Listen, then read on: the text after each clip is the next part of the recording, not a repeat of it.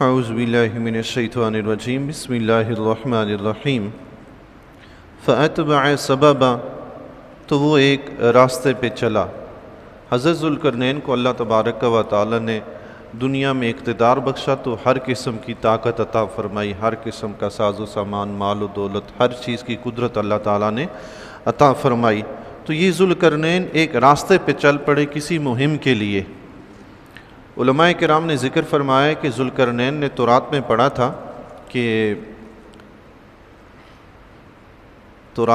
تھا یا کسی سابقہ کتاب میں پڑھا تھا کہ نوح علیہ السلام کی خاندان میں سے یہ حضرت سام بن نوح کی اولاد سے ہیں۔ ذوالقرنین جو ہیں سام بن نوح کی اولاد سے ہیں۔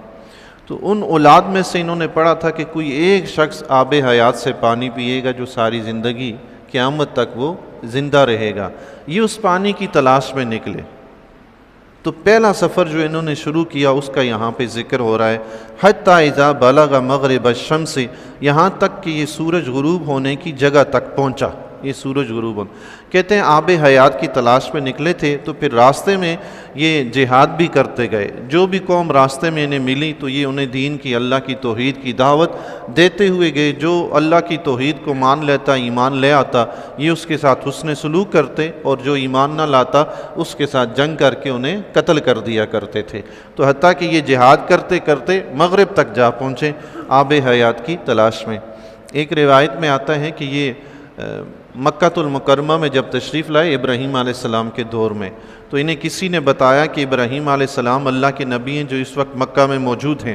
تو حضرت ذوالقرنین گھوڑے پر سوار تھے۔ جب انہیں پتہ چلا کہ اس شہر میں اللہ کے نبی ہیں، اسی وقت گھوڑے سے اترے، فرمانے لگے جس شہر میں اللہ کے نبی ہوں اس پہ سواری کرنا مناسب نہیں ہے۔ فوراً اتر گئے۔ اللہ اکبر۔ گھوڑے سے اتر کے پیدل چلنا شروع ہو گئے، اور یوں پیدل چلتے چلتے ابراہیم علیہ السلام کے دولت اقدس تک پہنچے۔ سبحان اللہ۔ تو پھر حضرت ابراہیم علیہ السلام کے دست مبارک پر بیعت بھی کی اور پھر آپ کی خدمت میں بھی رہے۔ سبحان اللہ۔ اللہ یہ ہے جی اللہ کے نبی کا ادب و احترام۔ حضرت امام مالک رضی اللہ تعالیٰ عنہ زندگی گزار دی مدینہ طیبہ میں، پاؤں میں چپل نہیں پہنتے، کیوں؟ یہاں حضور تشریف فرما ہے۔ اللہ اکبر۔ کیا کہیں حدیث میں لکھا ہے کہ جہاں جس شہر میں نبی رہتے ہیں وہاں ننگے پاؤں چلو؟ لکھا ہے کسی حدیث میں؟ یہ عشق کے سودے ہیں بھائی۔ ہاں، عشق کے سودے محبت سے ہوتے ہیں۔ جہاں محبت نظر آتی ہے وہاں دوڑ پڑتا ہے۔ ہر جگہ حدیث نہیں ڈھونڈی جاتی، حدیث وہاں ڈھونڈی جاتی ہے جہاں پتہ چلے کہ یار یہ شریعت میں کام پتہ نہیں کیسا ناجائز نہ ہو۔ یہ تو ادب کے تقاضے ہیں بھائی، ادب جس طرح مرضی آپ کریں ہیں۔ سبحان اللہ۔ اللہ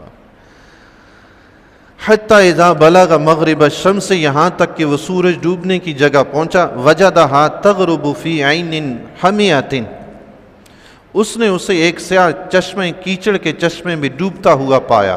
تو وہ چلتے چلتے مغرب کی جانب وہاں تک پہنچ گئے جہاں سے آگے آبادی ختم ہے، صرف سمندر ہی سمندر، پانی ہی پانی ہے۔ وہ ساحل سمندر کا کنارہ تھا جہاں تھوڑا تھوڑا پانی تھا اور سیاہ مٹی تھی، تو اس میں وہ تھوڑا تھوڑا پانی کیچڑ بنا ہوا تھا، تو وہ سیاہ چشمہ وغیرہ پانی اس طرح کا نظر آتا۔ سورج جب غروب ہوا تو ایسے لگا جیسے اس سیاہ چشمے کے اندر چلا گیا ہے۔ عموماً آپ بھی دیکھتے ہیں سورج پہاڑوں سے غروب ہوتا ہوا، اگر یہ پہاڑ وغیرہ نہ ہو کہ یہ انسان سمندر کے کنارے میں کھڑا ہو یا سمندری سفر میں ہو، تو جب سورج ڈوبتا ہے یوں ہی لگتا ہے جیسے پانی کے اندر جا رہا ہے۔ حالانکہ سورج آسمان میں ہے، کہاں زمین کہاں آسمان، کتنا بڑا فاصلہ ہے۔ سورج کے بارے میں آتا ہے چوتھے آسمان پہ ہے۔ اللہ اکبر۔ چوتھے آسمان پہ سورج ہے، پھر بھی جون جولائی کی تپش میں ہم باہر روڈ پہ کھڑے نہیں ہو سکتے۔ میدان معاشر میں جب سر کے اوپر ہوگا تو کیسے کھڑے ہوں گے؟ اللہ تبارک و تعالی اپنے فضل و کرم کے طفیل ہر مسلمان کو اپنے سایہ رحمت میں رکھے قیامت کے دن۔ وَوَجَدَ عِندَهَا قَوْمًا، وہاں اس نے ایک قوم پائی۔ حضرت ذوالقرنین وہاں جو پہنچے جانب مغرب میں زمین کا سارا حصہ طے کر لیا، وہاں سے آگے آبادی ختم ہے، وہاں ایک قوم پائی۔ بزرگان دین نے لکھا ہے کہ وہ قوم سمود کی اولاد سے تھی۔ حضرت صالح علیہ السلام کی قوم جو تھی سمود، تو کچھ تو بچ گئے تھے جو آپ پر ایمان لائے، اور کچھ جو ہلاک ہو گئے تھے۔ جو ایمان لائے ان کی اولاد میں سے یہ قوم وہاں پہ بچی ہوئی تھی۔ انہوں نے اس قوم کو وہاں پایا، وہ بھی بت پرست تھے۔ تو ذوالقرنین نے، اللہ تعالیٰ ارشاد فرماتا ہے قلنا یا ذوالقرنین، ہم نے فرمایا اے ذوالقرنین، اما ان تعذب و اما ان تتخذ فیہم حسنا، یا تو انہیں تم سزا دو یا ان کے ساتھ بھلائی اختیار کرو۔ یعنی اللہ تعالیٰ نے فرمایا کہ ہم نے ذوالقرنین کو الہام کیا، چاہے تو ان کو سزا دے، چاہے تو ان کے ساتھ حسن سلوک کرے۔ تو ذوالقرنین نے کیا کیا؟ ذوالقرنین نے کیا کیا؟ قال اما من ظلم فسوف نعذبہ، عرض کی کہ جس نے ظلم کیا تو ہم اسے ضرور سزا دیں گے، عذاب دیں گے۔ ذوالقرنین نے کہا جس نے ظلم کیا ہم اسے ضرور عذاب دیں گے۔ کیا ظلم کیا؟ یعنی ایمان قبول نہ کیا۔ وہ قوم بت پرست تھی، شرک میں مبتلا تھے۔ تو حضرت ذوالقرنین نے کہا یا اللہ جو شرک پر اڑا رہے گا اس کو تو ہم عذاب دیں گے، سزا دیں گے۔ ثم یرد الی ربہ فیعذبہ عذابا نکرا، پھر وہ اپنے رب کی طرف پھیرا جائے گا اور وہ اسے بری مار مارے گا۔ یہ تو ہوگا اس کے ساتھ سلوک جو ایمان نہیں لائے گا۔ وَأَمَّا مَنْ آمَنَ وَعَمِلَ صَالِحًا، اور بہرحال وہ شخص جو ایمان لایا اور نیک عمل کیا، فَلَهُ جَزَاءً الْحُسْنَى، تو اس کے لیے بھلائی کا بدلہ ہے۔ البتہ جو ایمان لے آیا یا اللہ اس کے ساتھ حسن سلوک کریں گے، نیک عمل کیا، اس کے لیے بھلائی کا بدلہ ہے، یعنی اللہ کی طرف سے اس کے لیے جنت ہے۔ کس کے لیے؟ جو ایمان لایا اور نیک عمل کیا۔ ایمان لایا، نیک عمل کیا، بار بار قرآن میں آتا ہے جی، بار بار قرآن میں آتا ہے۔ بھلائی اس کے لیے جو ایمان لایا اور نیک عمل کیا۔ افسوس ہے کہ ایمان لانے کے بعد مسلمان اعمال سے آنکھیں بند کر لیتے ہیں۔ اللہ تبارک و تعالی اعمال کی بھی توفیق عطا فرمائے۔ وَسَنَقُولُ لَهُ مِنْ أَمْرِنَا يُسْرًا، اور ان قریب ہم اسے آسان کام کہیں گے۔ اللہ تعالیٰ کے جو احکام ہوں گے رب کریم اسے آسان کام کہے گا، یعنی جو حکم اللہ تعالیٰ ارشاد فرمائے گا کہ اس پہ عمل کرنا ہے، اللہ تعالیٰ عمل کرنے والے کے لیے اس کو آسان بنا دے گا۔ سبحان اللہ، عمل کرنے والے کے لیے آسان بنا دے گا۔ نماز پڑھنی ہے اللہ کے فضل سے کتنی آسان ہے، وضو کیا چپ کر کے پڑھ لی۔ زکوٰۃ دینی ہے دینے والے کے لیے آسان ہے، جو دیتا نہیں ہے اس کے لیے مشکل ہے۔ عمل کرنے والوں کے لیے اللہ تعالیٰ عمل آسان بنا دیتا ہے، جو کرنا ہی نہیں چاہتے ان کو ہر چیز مشکل نظر آتی ہے۔ تو یہ ذوالقرنین وہاں تک پہنچے، مغرب کی آخری حد تک۔ تو وہاں اس قوم کے ساتھ انہوں نے جنگ کی، جو ایمان لائے ان کو چھوڑ دیا، ان کے ساتھ حسن سلوک کیا، جو ایمان نہیں لائے انہیں انہوں نے قتل کر دیا۔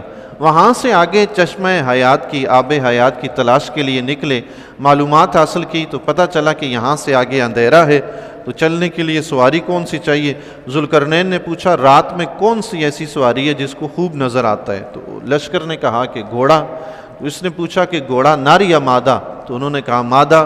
تو اس نے 6000 افراد تیار کیے اور 6000 گھوڑیاں تیار کی، مادہ گھوڑیاں، اور ساتھ ہی خضر علیہ السلام بھی تھے۔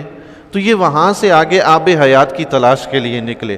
تو چلتے چلتے یہ خضر علیہ السلام تو کہتے ہیں 8 پہر تک یہ چلتے رہے۔ تو خضر علیہ السلام تو اس چشمے تک پہنچ گئے۔ خضر علیہ السلام نے وہاں سے پانی بھی پیا، اس میں غسل بھی فرمایا اور واپس آ گئے۔ ذوالقرنین اس چشمے تک نہ پہنچ سکا ہے۔ ہر چیز اللہ کی مشیت کے مطابق ہوتی ہے۔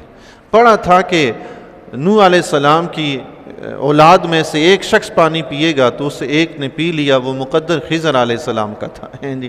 ذوالقرنین اگرچہ بادشاہ تھے مگر وہاں تک نہ پہنچ سکے۔ این سعادت بزور بازو نیس تا نہ بخشد خدائے بخشندہ، یہ سعادتیں ایسی ہوتی ہیں جو قوت سے حاصل نہیں ہوتی، یہ رب کے فضل سے حاصل ہوتی ہیں۔ سبحان اللہ ہے جی۔ بڑے بڑے بادشاہ وہ کام نہیں کر سکتے جو اللہ تعالیٰ کسی فقیر مسکین کو عطا فرما دیتا ہے۔ سبحان اللہ۔ تو خضر علیہ السلام نے وہاں سے آب حیات پی لیا، ذوالقرنین رہ گئے۔ پھر ذوالقرنین کے ایک دوسرے اور تیسرے سفر کا ذکر آگے ہوتا ہے، مشرق کی جانب اور شمال کی جانب، پھر ساتھ ہی یاجوج ماجوج کا بھی ذکر اسی کے ساتھ ہو رہا ہے۔ انشاءاللہ تعالی ان کا بھی ذکر خیر کرتے رہیں گے۔ سبحان اللہ۔